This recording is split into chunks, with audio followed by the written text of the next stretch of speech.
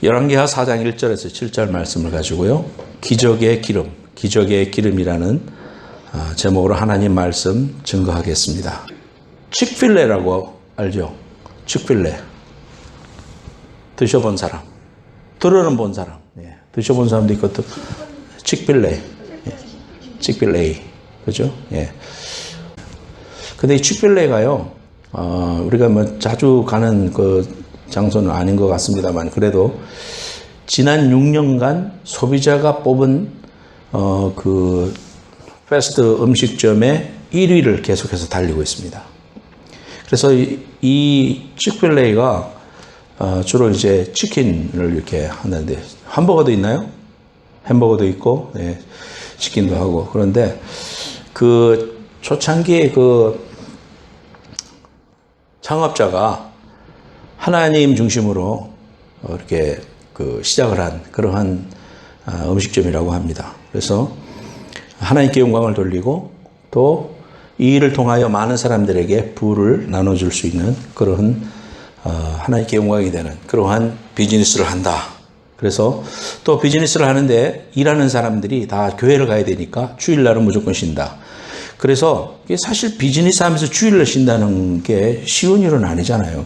장사가 제일 잘 되는 시기고 토요일 주일날 또 사람들이 많이 나가서 외식도 하고 하는데 처음부터 아예 그렇게 시작을 했다고 그래요. 그래서 다른 거는 지금 다 불황을 맞고 있는데 지금 이 칙필레가 고객 만족도 1위, 2등은 빠네라, 그 다음에 9등은 맥도날드, 스타벅스는 4등. 15명 뽑는데 1,500명이 지원을 해서 12번 정도 인터뷰를 해야 들어갈 수 있는 그런 크리스찬 기업이라고 합니다. 그래서 이런 그 기독교 정신을 가지고 또 세금도 다 내면서 이렇게 해가지고 성공한 케이스. 그래서 우리가 예수 믿고 나서 이러한 그 기적적인 일들을 우리가 경험하게 되는데, 예수 믿는 사람들의 그게 있어서 기적이라는 것은 기적이다 이렇게 말하는 게 아니라 우리는 어떻게 말하냐면은 기적이 상식이 되는 삶. 예수님을 잘 믿고 예수님을 따라가는 삶은 성경 자체가 다 기적입니다. 그렇지 않습니까? 태초에 하나님이 천지를 창조하시니라. 뭘로? 말씀으로. 이게 벌써 기적이죠. 이런 뭐 처녀를 통해서 잉태하고 뭐 물이 변하여 포도주가 되고 또 구름을 타고 오시고 모든 것들이 다 성경은 기적의 책이에요. 그러니까 우리가 성경을 믿잖아요. 하나님 말씀을 믿고 하나님의 속성을 믿기 때문에 기적이라는 것은 멀리 있는 것이 아니다. 나는 예수 믿으면서 왜 그런 기적을 체험하지 못했을까? 그렇게 싶으죠. 그렇지 않습니다, 여러분. 아침을 맛있게 먹고 나서 제 마음속에 감사의 마음이 충만합니다. 양식이 첫째 있어서 감사하고, 둘째로는 아무리 산의 진미가 앞에 있어도요, 몸이 아프면, 여러분 다 경험해 봤잖아요. 몸이 아프면 아무것도 먹기 싫습니다. 냄새도 맡기 싫습니다. 아무리 넣으려고 해도 안 넘어가요. 이게 우리 몸인데, 하나님이 오늘 또 이렇게 밥을 먹게 해주시고 건강 주셔서 이것도 기적이잖아요. 그래서 살아가는 모든 것들이 하나님의 은혜고 기적이고, 그래서 기적의 삶이 상식이 되는 크리스찬의 삶이다 하는 것은 기적의 삶이다 이렇게 우리가 볼 수 있어요. 왜냐하면 우리가 그 사실이 믿어지니까. 예수가 우리의 구세주라는 사실이 내 죄를 위해서 십자가에서 2000년 전에 죽으셨는데 그게 나를 위한 것이었다는 게 내가 지금 믿어지니까 엄청난 기적이지. 기적의 삶을 이미 살아가고 있음을 여러분 확신하기를 축원합니다. 이 기적이에요, 우리는. 오늘 기적이 나오는데 뭐냐면은 선지자의 제자들의 아내 중에 한 여인이 그렇게 이제 이야기하고 있습니다. 여러분, 엘리야 선지자, 하늘로 구름 타고 올라간, 불병거 타고 올라간 엘리야 선지자, 그 제자가 엘리사 선생님. 이 선지자라는 것은 뭐냐면은 하나님의 일을 받아서 선포한 프로페트 갖다가 선지자라고 합니다. 그런데 아합 왕과 이세벨이 활동하던 시기에 선지자로서의 삶을 살면서 850대 1로 능력대기를 벌리고 갈멜산에서 아합의 그 모든 우상 숭배자들을 단칼에 멸해버리는 하나님의 불이 내려오고 이러한 기적들을 경험하게 했던 사람이 엘리야 선생님입니다. 엘라이자, 영어로 엘라이자. 자, 성경 앞으로 2장 넘어갑니다. 2장으로 가봐요.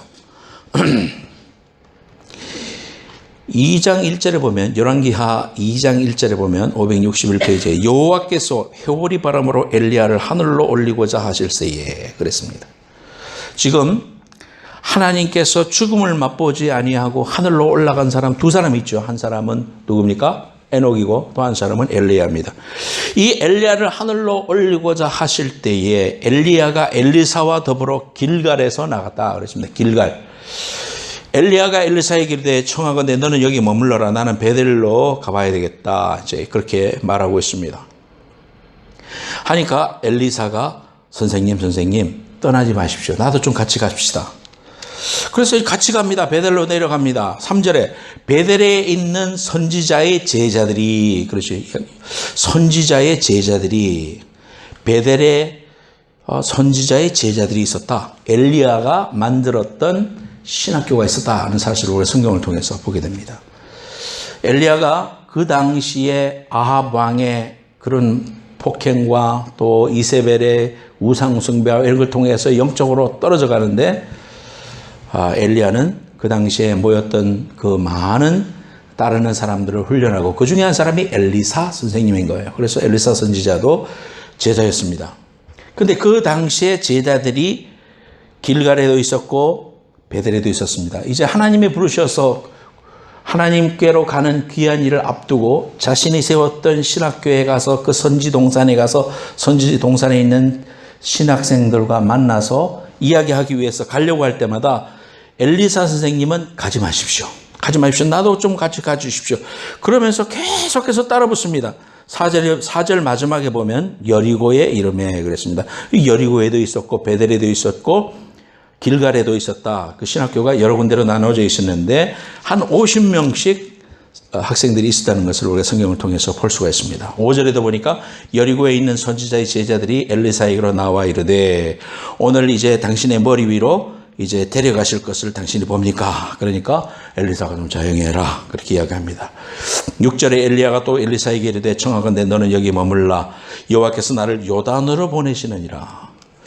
그러니까 가지 마십시오. 그런데 7절 가봅니다. 7절. 2장 7절. 선지자의 제자 50명이 가서 멀리 서서 바라보며 그 두 사람이 요단가에 서 있더라. 요단강가에 서 있더라. 그러니까 요단 근처에도 여리고입니다. 여리고에도 한 50명 정도 되는 사람들이 그곳에 머물러 있었다는 사실을 보게 됩니다. 그래서 11절. 두 사람이 길을 가며 말하더니 불수리와 불말들이 두 사람을 갈라놓고 엘리야가 회오리 바람으로 하늘로 올라가더라. 그랬습니다. 왜 엘리사가 자꾸 따라붙냐 하면은 이제 승천하기 전에 올라가기 전에 저에게 능력을 갑자리나 주십시오. 능력을 주시지 않으면 내가 이 사명을 이제 계속해서 사역 감당할 수 없습니다. 엘리야 선생님보다 더 큰 일을 할 수 있도록 내게 능력을 주십시오. 이렇게 붙잡았던 거예요. 그랬을 때에 그러한 능력을 힘입는 것을 봅니다. 자, 15절. 맞은편 여리고에 있던 선지자의 제자들이 그를 보며 말하기를 그 다음에 16절. 그에게 이르되 당신의 종들에게 용감한 사람 50명이 있으니 하여튼 이런 내용들을 쭉 보면서 선지자가 길렀던 선지 동산이 있었다. 그래서 신학교를 갔다가 요즘 기독교인들이 그렇게 말합니다. 우리 선지동산에서 공부하고 있는 신학생들을 하나님 축복해 주시고 그들을 하나님의 귀한 일꾼으로 축복해 주옵소서. 신학교를 위해서 기도할 때 그렇게 보통 기도합니다. 선지동산. 그래서 바로 여기를 말하는 겁니다. 선지자의 제자들 신학교가 있었다. 그곳에 있는 신학생들이 있었는데 과거도 그렇고 지금도 그렇고 신학생들은 가난하고 힘들죠. 힘들어요. 그러니까 빚을 줬어요. 선지자의 제자들 중에 한 사람이 빚을 져놓고 공부를 하다가 이유는 모르지만은 죽었어요. 그러니까 가족들이 너무너무 지금 어렵게 됐는데 돈을 빌린 사람한테서 말하기를 돈을 안 갚으면 내가 네 자식을 둘을 내가 데려가서 종으로 삼겠다. 지금 이런 절박한 심령에 놓여 있어서 그 과부가 엘리사 선생님을 찾아가는 것입니다. 그래서 자신의 그 어려움을 이야기하는 그런 장면이 오늘 본문의 말씀입니다. 다시 한번 읽겠습니다. 선지자의 제자들의 아내 중에 한 여인이 엘리사에게 부르짖어 이르되 당신의 종 나의 남편이 이미 죽었는데 당신의 종이 여호와를 경외한 줄을 당신이 아시는 바입니다. 아시잖아요. 우리 남편 얼마나 충성스럽게 하나님 섬겼는지 아시잖아요. 그런데 내게 빚준 사람이 와서 내 두 아이를 데려가서 그의 종을 삼고자 합니다. 그렇게 말했습니다. 여러분, 이러한 환경 속에 있는 사람들에게 정말 기적이 필요하지 않겠습니까? 우리 인생을 살아가면서 이러한 일들이 얼마나 많은지 모릅니다. 절망과 좌절의 순간들이 우리에게 얼마나 많은지 몰라요. 첫 번째, 우리 제목 읽겠습니다. 제목 같이 시작. 기적의 출발은 부족하고 연약한 것을 고백하는 것이다. 오늘 1절 말씀을 우리가 읽었지만은 두 아이가 이제 뺏기게 생겼습니다. 뭐 미국에도 그런 사람들이 있겠지만은 한국에서도 이렇게 제가 조선일보를 이렇게 인터넷으로 보니까 생활이 어려워서 남편이 애들과 마누라를 죽이고 자기도 자살했다. 뭐 그런 이야기들이 얼마나 많은지 모릅니다. 너무너무 가슴 아프고 뭐 그런 이야기 들으면은 어떻게 이 사회가 이렇게 정말 어떤 이런 사람들에게 도움을 줄 수 없나 그런 생각이 듭니다. 오늘날 우리에게도 그런 삶의 어려움들이 우리에게 올 때 빚이 많아지고 또 육신의 병이 오고 고통을 오고 이런 일이 올 때에 우리가 오늘 이 말씀을 통해서 기적의 출발은 언제 오느냐 하면 부족하고 연약할 때 오는데 그러할 때 우리의 연약함을 하나님 앞에 가지고 나가는 것, 엘리사 선생님을 찾아가는 것, 이것이 기적을 체험하는 첫 번째의 비결이었다는 겁니다. 막다른 골목에서 하나님께서는 우리에게 기적을 베풀어 주시지 우리가 어렵다 하면서도 길이 아직 있고 아직까지 내 힘으로 해보려고 하는 이러한 시도를 가지고 있을 때는 하나님은 역사하지 않으세요. 여러분 꼭 기억하세요. 항상 어려운 순간에 길이 없고 방법이 없을 때 하나님만 의지하잖아요. 그때 하나님을 향하여 나아가서 말하고 그 일을 하나님 앞에 나아가서 하나님 도와주십시오. 하나님 나는 지금 내 혼자 할 수 있는 일이 아무것도 없고 주만 바라봅니다. 라고 할 때 하나님께서는 그 막다른 골목에서 우리 인생 속에 역사하시고 도와주셔요. 이런 걸 보면은 아이고 하나님이 그냥 그 선지자 그 아내한테 가서 그냥 아침에 누가 쌀자루라도 좀 갖다 놓고 가고 그 금덩이라도 놓고 가면 문제가 해결될 텐데 왜 이러한 일들을 하는가? 기름병을 구해와라. 그리고 그 마지막 기름병을 가지고 계속 부어라. 기름이 많아졌느냐? 많아졌습니다. 그거 가서 팔아가지고 빚을 갚아라. 왜 이런 일을 하겠을까? 하나님이 우리에게 이런 말씀을 통해서 하시는 귀중한 말씀이 있는데 그것은 하나님 우리의 삶을 다 아시죠. 주님이 다 아시고 우리의 필요를 아시지만은 하나님은 그럼에도 불구하고 너희들이 구하여야 할지니라 하나님께서 우리에게 말씀해 주셨어요. 왜? 하나님이 하셨다는 것을 우리가 알기 위해서. 모든 사람이 봐도 저 사람이 암에서 고침을 받은 건 하나님이 하셨어. 하나님이 도와주셨어. 저 사람이 망할 수밖에 없었는데 하나님이 해주셔서 이러한 영광을 받으시게 하는 것. 그것이 우리의 할 일이에요. 하나님이 그걸 통해 영광을 받으시길 원해요. 그러므로 우리는 기적의 출발은 어디예요? 울며 잘며 나 자신만 바라보는 게 아니라 하나님께 나아가서 내 연약합니다. 하나님 도와주십시오. 하나님 앞에 나를 통하여 하나님의 놀라운 은혜를 행하실 줄 믿는다고 믿음으로 고백하는 그 기도에서부터 기적은 출발하는가. 여러분 그 기적의 첫 출발 하나님 앞에 고백하는 신앙 되기를 예수님의 이름으로 축원합니다. 두 번째 제목 읽겠습니다. 기적은 시작. 기적은 내가 가진 것을 내려놓을 때다. 4장 2절 말씀 같이 읽겠습니다. 엘리사가 그에게 이르되 내가 너를 위하여 어떻게 하랴?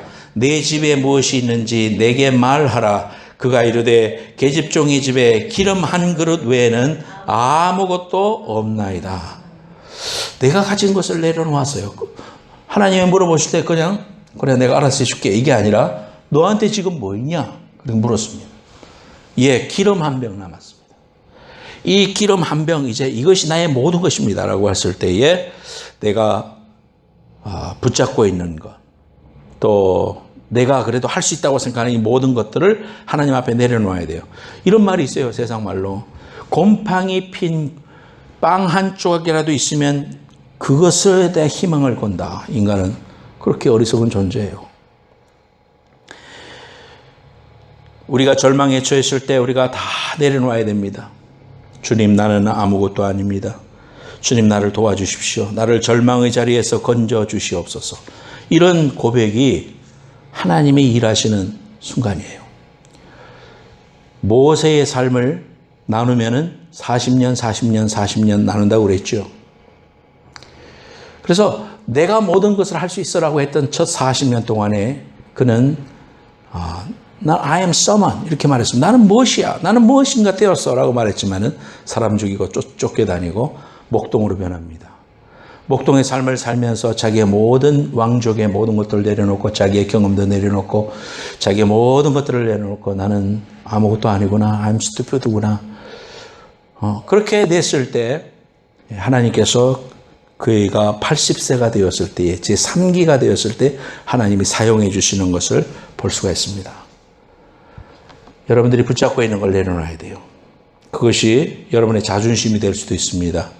고집불통 고집이 될 수도 있습니다. 나는 뒤끝은 없어. 그런데 할 말은 하는 사람이야. 그러면서 수없이 죄를 범하고 많은 사람의 가슴에 상처를 주는 사람, 그런 성도가 돼서는 절대로 안 됩니다. 우리가 그러한 자존심을 내려놓고 고집불통 내려놓고 강한 성격도 내려놓고 물질도 내려놓고 남편이나 아내가 우상이라면 그것도 내려놓고 자식도 내려놓고 그래야 그래 이제 내가 일할게. 내가 일했음을 네가 알게 되리라. 하나님이 그렇게 말씀해 주시는 거예요. 그러므로 여러분이 가지고 있는 거 뭔가 한번 생각해 보세요. 나에게는 이것이 하나님 앞에 아직 내려놓지 못하고 있는 것이다. 그것을 내려놓으세요. 하나님 앞에 다 내려놓으세요. 잘못된 습관이나 술이나 남을 미워하는 말이나 거친 언어 행사나 이런 것들을 하나님 앞에 내어놓고 주님 도와주십시오. 물질도 하나님 앞에 이 하나님의 것입니다라고 믿음을 고백하고 절대로 우리가 하나님 안에서 나의 붙잡고 있는 모든 것들을 내려놓고 그래서 이용규 선교사님이 그랬죠. 내려놓음이라는 책을 썼잖아요. 더 내려놓음이라는 책을 썼잖아요. 나는 내려놓을 게 없는데요. 뭐가 있어야 내려놓죠? 아니에요. 우리에게 있는 자아, 정욕, 내가 똑똑하다고 하는 거, 은연하게 내가 겸손하다고 말하면서 내가 교만하게 행하는 일은 뭐 없는가? 하나님보다 앞서가는 거 없는가? 이런 것들을 내려놓고 회개하고 주님 앞에 설 때 하나님의 기적이 시작된다는 것, 두 번째 단계였습니다. 세 번째, 기적은 준비한 그런 만큼이나. 3절 4절 같이 읽겠습니다. 3절은 형제들이 읽고 4절은 자매들이 읽습니다. 시작. 이르되 너는 밖에 나가서 모든 이웃에게 그릇을 빌리라. 빈 그릇을 빌리되 조금 빌리지 말고 너는 내 두 아들과 함께 들어가서 문을 닫고 그 모든 그릇에 기름을 부어서 차는 대로 옮겨 놓으라 하니라. 기적은 하나님이 언리미티드한 사람이고 또 그런 존재시고 우리에게 많은 것을 주실 수 있는데 그 기적의 분량은 내가 준비한 만큼 하나님이 주시더라 이 말이에요.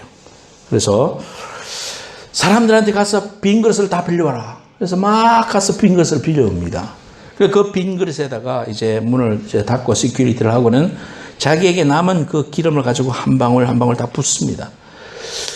빈 군데 하나 부었는데도 그대로 있고 또 빈 군데 한 대 부었는데 그대로 있고 해서 그 빈 그릇이 다 차니까 끝이더라 이 말이에요.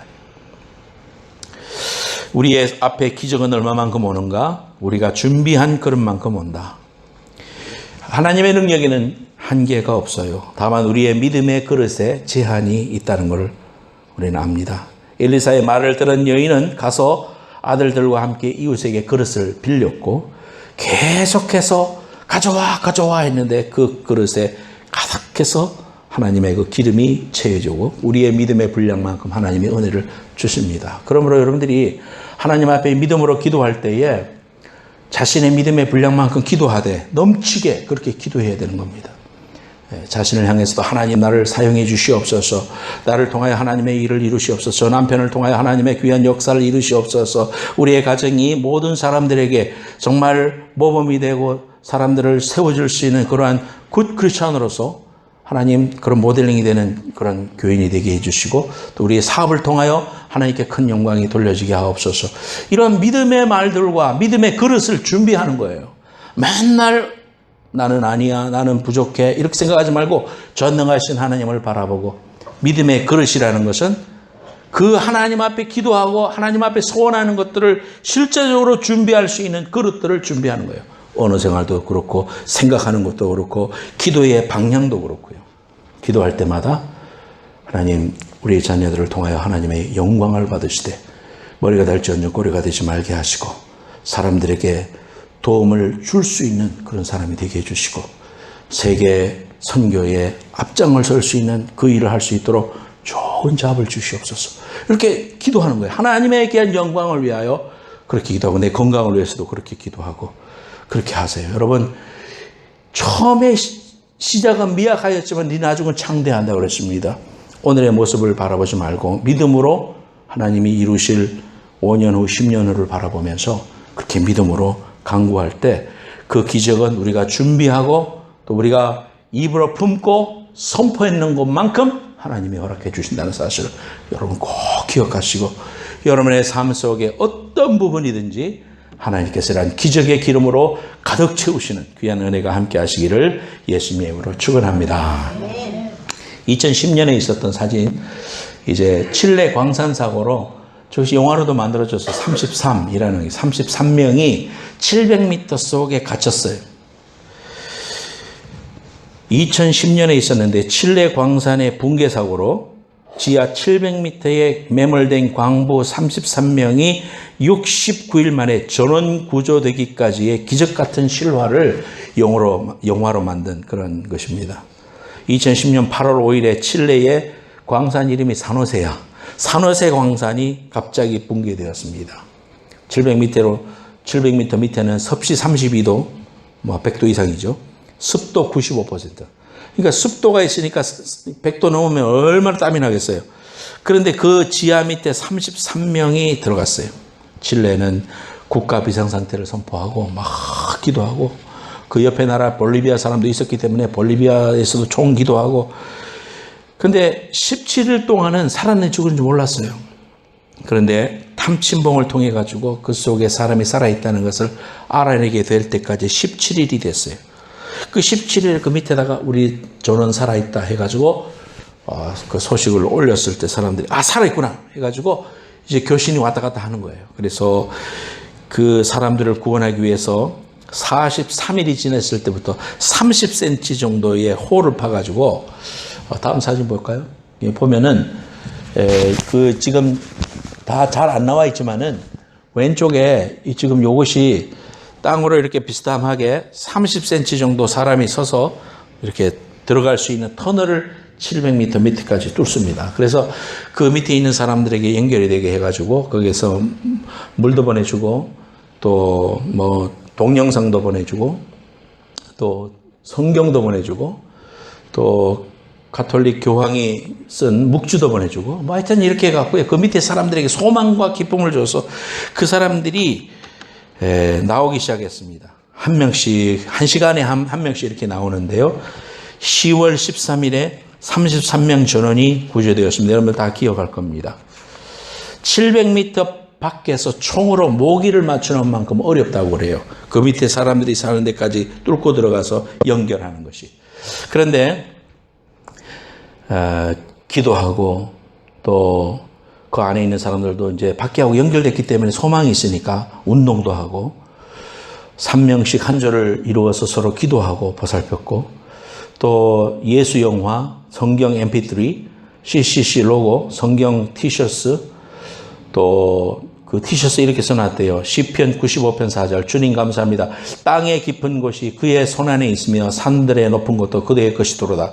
시편 95편 말씀이 써있는 그 티셔츠도 보내서 69일 만에 다 구조했어요. 그래서 그 사람들이 나와서 지금 첫 번째 나온 사람이 지금 대통령하고 끌어안는 장면이 오늘 이 장면입니다. 그 사람들이 그런 이야기 했어요. 우리는 33인이 아니라 하나님까지 포함해서 34인입니다. 두 번째로 구출된 마리오 세풀베다라는 광부가 그렇게 고백했습니다. 땅 밑에서 우리는 하나님과 함께 있었으며 하나님이 우리 손을 잡아주셨기에 구출될 것을 확신했습니다. 지하 700m의 어렵고 어려운 그런 절박한 상황 속에서도 믿음으로 매달렸던 이 사람들이 기적으로 밖에 나올 수 있었습니다. 절대 절망의 그러한 순간 속에서도 절대 희망이 되는 예수님을 바라볼 수 있는 능력과 그러한 믿음을 가진 사람이 저와 여러분들입니다. 그러므로 모든 어려운 순간 속에서도 기적은 있을 수 있다는 거 여러분들 꼭 바라보고, 하나님은 기적이 우리에게 상식이 되게 하는 그러한 삶을 살아가게 하신다. 절대 절망의 상황에서도 예수님의 옷자락을 붙잡는 그런 믿음을 가져야 된다. 항상 믿음의 말을 통해서, 큰 믿음, 절대 긍정의 믿음을 통해서 주님이 치유하시고 회복하시고 또 일을 이루시는 귀한 기적을 다 경험하는 우리 모두가 될 수 있기를 예수님의 이름으로 축원합니다.